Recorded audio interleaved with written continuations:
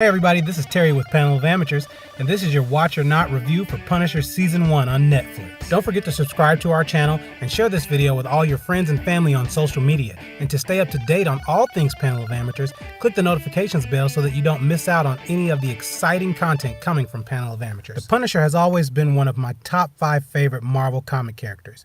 So when Frank Castle was set to appear in Season 2 of Daredevil on Netflix, I was pumped. Arguably the best part of that Daredevil season, Jon Bernthal murdered his performance as the Punisher, leading to his own series. A full season of shotguns to the face. I was super pumped. Okay, so let's punish this series some. See what I did there? Punish this series because it's called The Punisher. Punisher. You got to give me some credit for that one. A pun about punishing the Punisher? Fine, I'll move on. So, as a huge fan of this character, I must admit that I may be one of the few people who actually enjoyed all of the previous live-action versions of the character. Yes, that includes the Dolph Lundgren version. I said I enjoyed it, not that it was a good movie. Don't judge.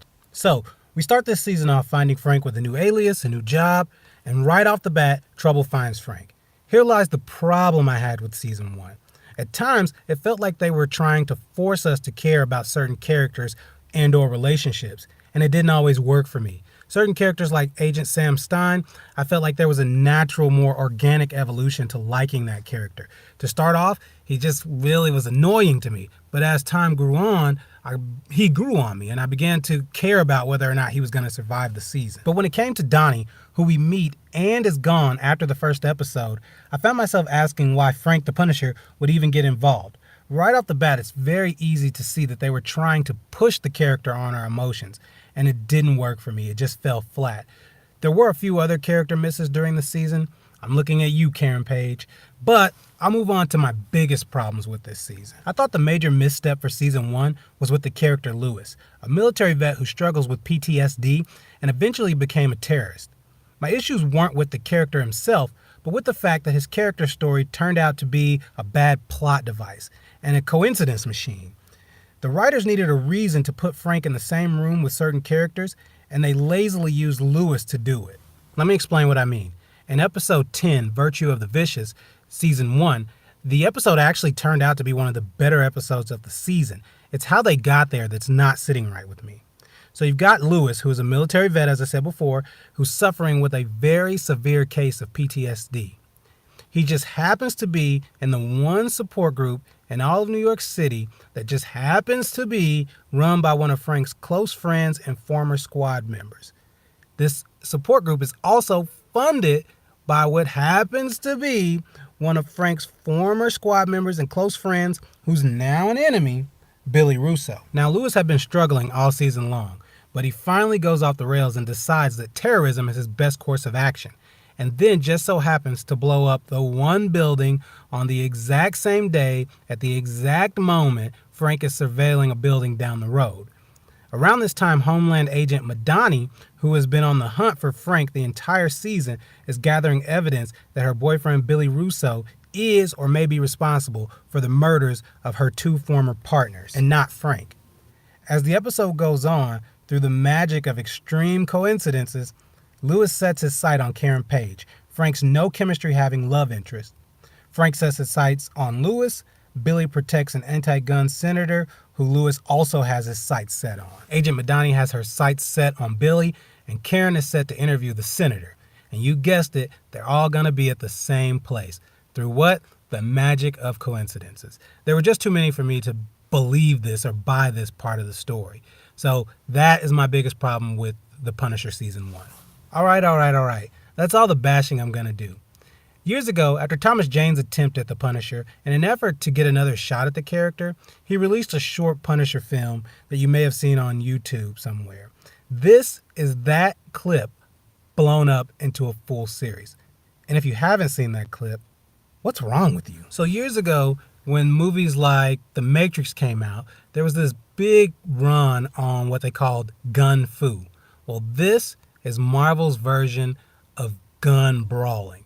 I mean, if you like violence, military action, this is the series for you. Let me just say, Jon Bernthal is perfect as the Punisher. Even his little mannerisms made this a believable character. and I'm glad they chose to make this a self-contained story as opposed to try it into the larger Netflix Defenders series or even the larger MCU. Punisher Season 1 is a semi-origin story without the boringness of an origin story. One of the issues I had with the Governor storyline from The Walking Dead was I felt there was no clear difference between the Governor and Rick. But in The Punisher, I thought they did a much better job of the lesser of two evils storyline. Frank is technically what would classify as a serial killer, but as our hero, he is the lesser of two evils, and they make that point very well. And it's done through good storytelling.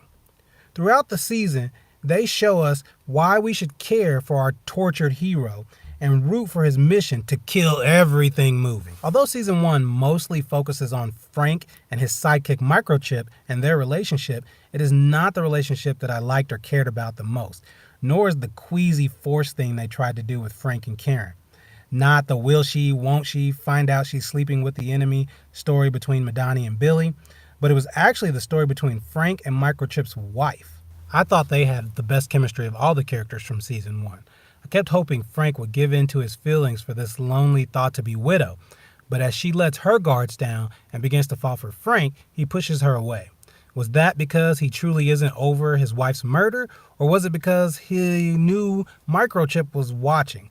Wow, that got seriously weird kind of quickly. But seriously, I think they may have dropped the ball just a little bit here by just dumping that storyline once she discovered her husband was alive. They kind of played that storyline with Agent Madani, but I think pushing a storyline where all of the main characters would have had to choose between personal issues or taking down the enemy would have made for an even better story. But that being said, Punisher is an absolute must-watch. I'd say it ranks as my favorite Marvel Netflix series. And even if you're not a comic book fan, although I'm not sure why you're here, what's wrong with you? The Punisher is still a show you'd enjoy. But what did you think? Is The Punisher Marvel's best TV show, or are you more of an Inhumans fan?